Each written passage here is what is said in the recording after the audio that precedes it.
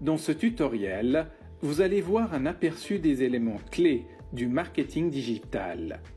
Tout d'abord, une introduction au marketing digital, puis la stratégie du marketing Internet, le référencement organique, le marketing de contenu, le trafic ciblé, le marketing par email, les médias sociaux, puis le reciblage marketing ou retargeting. Commençons par effectuer une introduction au marketing digital.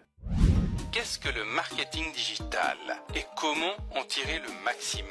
Malgré que le marketing digital existe depuis environ 15 ans, c'est toujours difficile de trouver des réponses à ces questions, n'est-ce pas? Certains vous disent que le marketing digital, c'est juste avoir un beau site web. De nos jours, cela signifie aussi qu'il doit être optimisé pour tous les supports. D'autres déclarent qu'il faut avoir une stratégie de référencement ou SEO, des techniques qui vous aident à avoir de meilleurs résultats dans les moteurs de recherche. Faites du PPC, Pay-per-click, ou CPC pour coup par clic, vous diront d'autres personnes. Investissez dans des campagnes payantes pour complémenter votre référencement, sans parler des médias sociaux. Une croyance répandue, c'est qu'il vous suffit de créer du contenu et de le distribuer sur les médias sociaux. Alors, qui a raison? En réalité, personne n'est parfaitement correct. Ce qu'il vous faut vraiment, c'est une stratégie qui définit comment tous ces canaux vont résonner et interagir ensemble pour créer la synergie dont vous avez besoin. C'est le seul moyen pour atteindre vos objectifs, améliorer vos résultats et optimiser votre budget. Vous pensez que c'est tout? Non. Il s'agit d'analyser vos dépenses et vos revenus à la loupe et d'affiner votre stratégie marketing en conséquence en optimisant les variables de tous ces canaux. C'est tout cela qui constitue le marketing digital.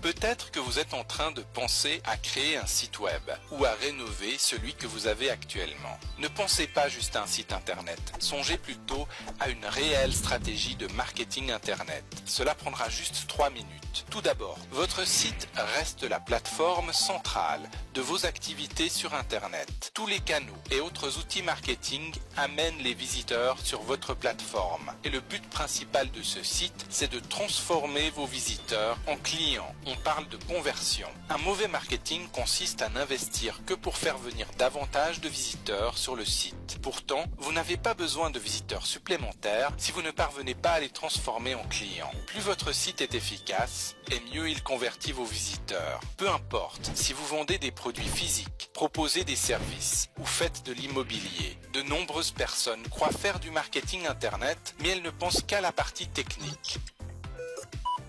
Le résultat ? Un site bourré d'informations. Mais la question est, les visiteurs sont-ils systématiquement transformés en clients? Est-ce ce qu'il vous faut? La réponse est non. Il vous faut connaître les bases du marketing Internet. Pas de panique, il s'agit juste de suivre les 7 phases du marketing Internet que voici. Phase 1, l'analyse. Commencez par récolter des informations. Soyez au clair sur votre audience cible, votre marché et le but de votre site. Phase 2, la planification. Planifiez la structure de votre site, son contenu et son adéquation avec le marché. Phase 3, l'ébauche. Ébauchez votre stratégie web, c'est-à-dire l'acquisition de visiteurs et comment les convertir en clients. Phase 4, la conversion. Définissez votre tunnel de conversion. Rédigez le contenu, le copywriting et créez les images et les vidéos nécessaires. Phase 5, l'acquisition de visiteurs. Établissez les sources de trafic, organiques ou payantes, effectuez votre stratégie médias sociaux et dressez la liste des médias hors ligne que vous allez employer. Phase 6. Testez le tout et vérifiez que vous ayez les bons visiteurs ciblés, un site qui convertit bien et une bonne rétention client. Phase 7. L'optimisation. Contrôlez vos indicateurs de performance, trafic, conversion, vente, réparez les bugs éventuels du site et améliorez continuellement l'existant. Comme vous pouvez le voir, les 7 phases du marketing Internet ne sont pas sorciers. N'oubliez pas que le plus important, c'est toujours d'obtenir un client satisfait. Ravir vos clients est la seule façon de maximiser vos résultats.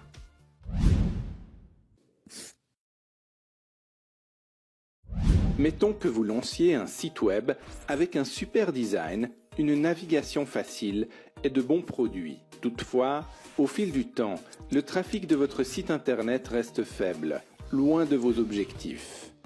Où est le problème?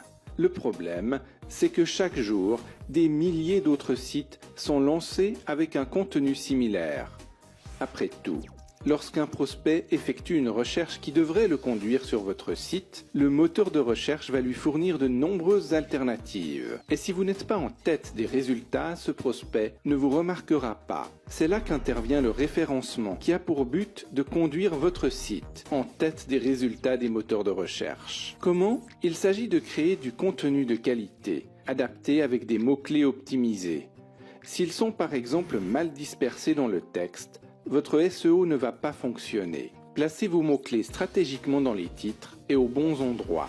Ajoutez la bonne densité de mots-clés sans exagérer et les moteurs de recherche vont vous indexer plus facilement. Sans oublier de générer des liens externes provenant d'autres sites qui pointent vers le vôtre. Ainsi, ce sera clair pour les moteurs de recherche que votre site est populaire, intéressant et crédible. Mais attention, car les liens externes de sites peu recommandables sont contre-productifs. Il existe encore une foule d'autres paramètres pour optimiser votre référencement, comme l'engagement sur les réseaux sociaux de chacun de vos contenus notamment.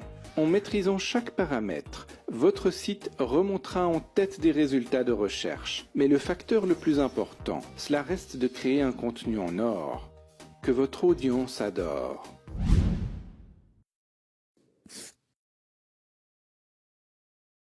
Sur Internet, le contenu est roi.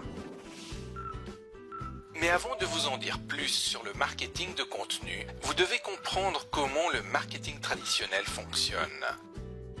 Habituellement, au centre du processus, il y a le message que vous voulez diffuser à vos clients potentiels. Et il y a différents moyens d'y parvenir, comme appeler vos prospects, la publicité TV ou radio, les mailings ou les annonces dans les journaux. Je ne vous dis pas que ces méthodes ne fonctionnent pas, elles marchent, mais elles ont des inconvénients.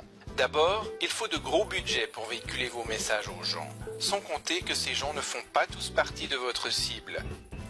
Donc seule une infime proportion va réagir. Et pour finir, certains prospects seront fâchés parce que le marketing traditionnel peut être perçu comme étant intrusif.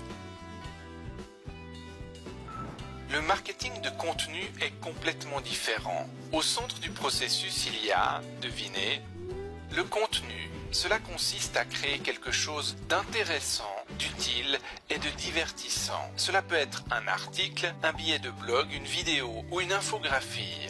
Quelque chose qui attire naturellement votre prospect lorsqu'il navigue sur Internet ou sur les réseaux sociaux. C'est moins cher, plus efficace et moins intrusif. Après tout, vous regardez du marketing de contenu, alors comment vous y prendre? Il y a 4 étapes simples. Créer du contenu adapté à votre cible. Optimisez ce contenu pour les moteurs de recherche. Publiez-le et orchestrez la promotion de votre contenu. Sans oublier de placer un appel à l'action. C'est comme ça que le marketing de contenu forgera votre crédibilité, tout en faisant fructifier vos affaires.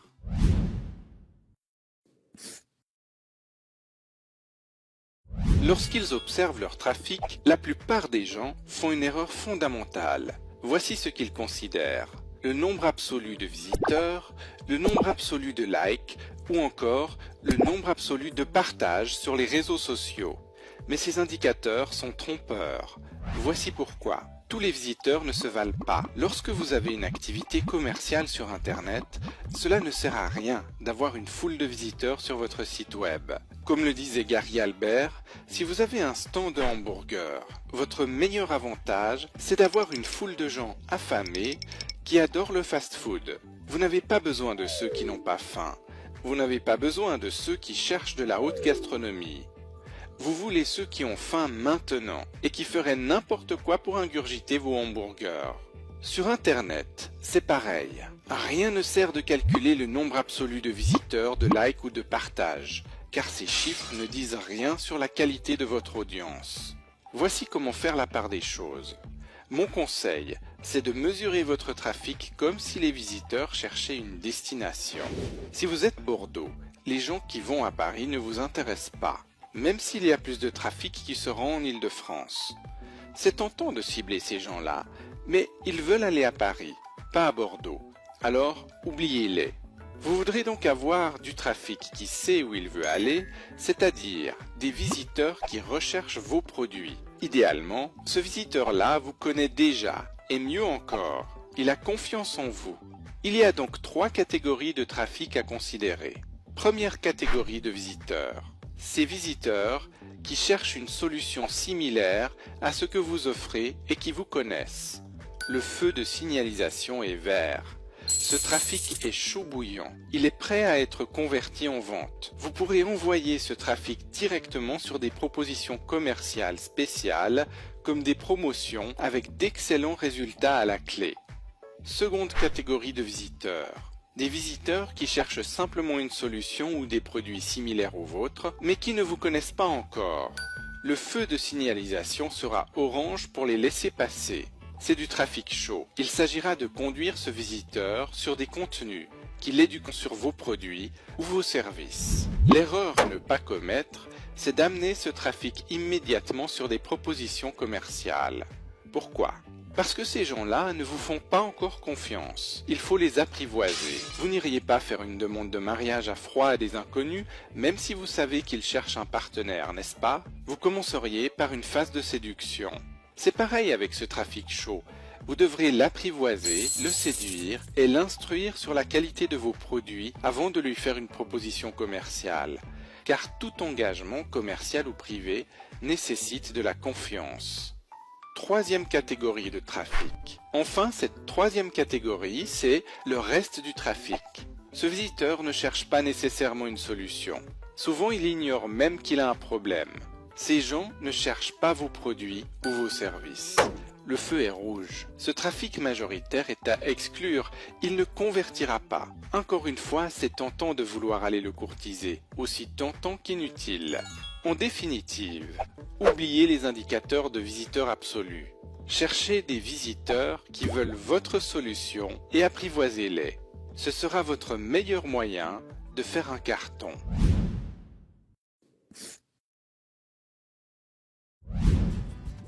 Voici comment le marketing par email peut concourir à développer vos affaires. Mais avant de commencer, laissez-moi vous raconter une petite anecdote à propos des emails. Le courrier électronique remonte à loin, jusque dans les années 60. C'est même plus vieux qu'Internet.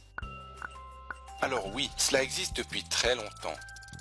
Et pourtant, je ne dirais pas que c'est vieux, j'appellerais cela plutôt traditionnel. Alors comment est-ce que cette forme de communication, établie depuis longtemps, se compare aux médias sociaux ? Pour commencer, il y a toujours des personnes qui n'aiment pas les médias sociaux. Ils ne sont pas actifs sur les réseaux sociaux. Ils n'ont même pas de compte. Par contre, tout le monde a une adresse email. De plus, la plupart des autres outils qui existent sont bien adaptés pour faire venir de nouveaux clients, mais pas vraiment lorsqu'il s'agit de créer une relation avec eux. Par contre, le marketing par email peut être employé dans les deux cas. Voici comment.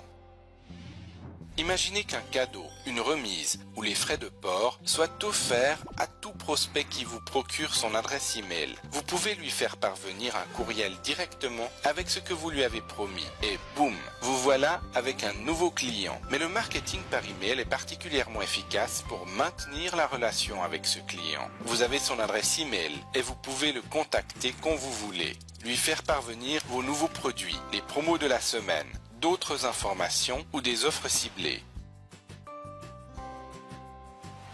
Bref, suffisamment de valeur pour que le client revienne et continue à acheter chez vous. Maintenant, vous savez comment le marketing par email peut développer vos affaires.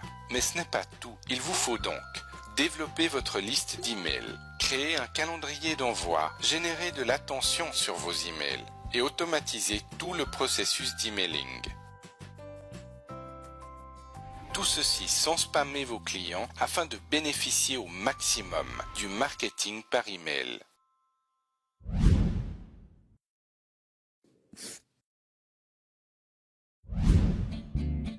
Les médias sociaux sont des outils formidablement puissants pour promouvoir vos affaires. Pourquoi ? Tout d'abord, leur couverture est très vaste. L'audience des médias sociaux, ce sont des milliards d'utilisateurs. Et aujourd'hui, vous êtes capable d'atteindre facilement votre cœur de cible. Ensuite, le retour d'information. Vous pouvez mesurer les commentaires, les reposts, les tweets, les j'aime et ainsi de suite. Vous pouvez mesurer les réactions de votre audience instantanément. Cela signifie que vous avez une meilleure compréhension du sentiment et des désirs de vos clients potentiels. Vous pouvez donc orienter les préférences. Le trafic ciblé. Vous pouvez obtenir du trafic ciblé sur votre site web via les médias sociaux. Votre référencement dans les moteurs de recherche en sera amélioré. Les ventes. Les médias sociaux ne permettent pas toujours de vendre vos produits directement, mais ils les encouragent néanmoins. Ils concourent à véhiculer l'image de votre entreprise et de vos prestations avec plus d'affaires à la clé. Et enfin, le coût. Aucun autre outil ne vous permet d'atteindre une audience aussi large avec le relativement petit budget qu'il vous faudra sur les médias sociaux. Les médias sociaux peuvent faire décoller votre entreprise, à condition de les employer de manière stratégique, de créer de la valeur pour votre audience, qui à son tour fera votre promotion. C'est cela, la mécanique des médias sociaux.